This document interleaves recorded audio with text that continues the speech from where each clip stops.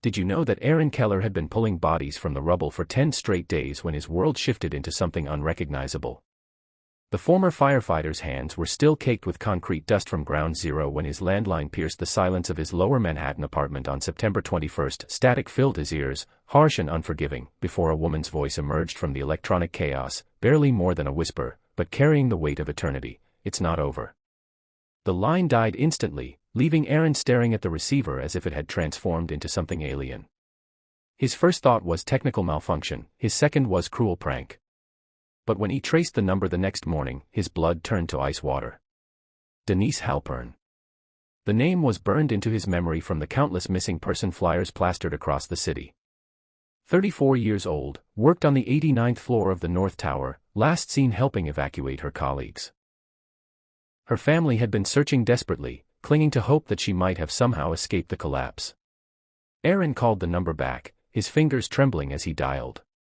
It rang once before connecting to a recorded message. "The number you have dialed is no longer in service." Yet somehow, impossibly, that same number had reached out to him from beyond the void. As he hung up the phone, Aaron realized he was no longer living in the world he thought he knew. Something had chosen him as a conduit between the living and the lost, and there was no going back. 3 nights later, Aaron's phone rang again, and this time he was ready. The voice belonged to Marcus Chen, a security guard whose face Aaron recognized from the memorial walls sprouting throughout the city. Marcus's words came in fragments, each syllable a struggle. "The stairwell, blocked, can't breathe, tell Maria I tried." The call lasted only seconds, but Aaron immediately called back, reaching Marcus's widow, who confirmed through tears that her husband's phone had been crushed in the collapse. October brought a deluge of voices, each night transforming Aaron's apartment into a supernatural switchboard. Sometimes multiple spirits spoke simultaneously, creating a hellish chorus of the damned.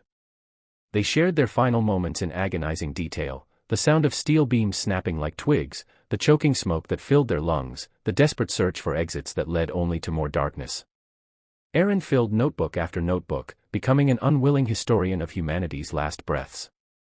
The most disturbing calls came from those who seemed to be witnessing something in real time. They spoke of shadows moving through the debris, of rescue workers who walked right through them, of being trapped not just by concrete and steel but by forces that defied explanation. "They're here," whispered Sarah from the 102nd floor. "They've always been here, waiting." Aaron's role had evolved from firefighter to medium, and each call pulled him deeper into a mystery that stretched far beyond the tragedy of September 11. October 5 brought silence, the kind of oppressive quiet that precedes a storm. Aaron sat in his darkened apartment, surrounded by weeks of scribbled notes and recorded voices, when his phone rang one final time. The voice was different, young, clear, innocent yet carrying ancient wisdom. A child's voice that spoke words of impossible knowledge. "They found the elevator, don't let them open it." Then nothing. The line went dead, and Aaron's phone never rang with mysterious calls again. Years passed before Aaron understood the warning. In 2008, during Ground Zero reconstruction, workers discovered an elevator shaft that existed on no building plans. Unlike the other elevators destroyed in the collapse, this one had been deliberately sealed with concrete, not by falling debris, but by human hands, as if someone had desperately wanted to ensure it would never be opened again. The work crew that found it was immediately scattered, some transferred to distant projects, others bound by non-disclosure agreements, and a few simply vanished from all employment records. Aaron finally grasped the truth that had been haunting him for years.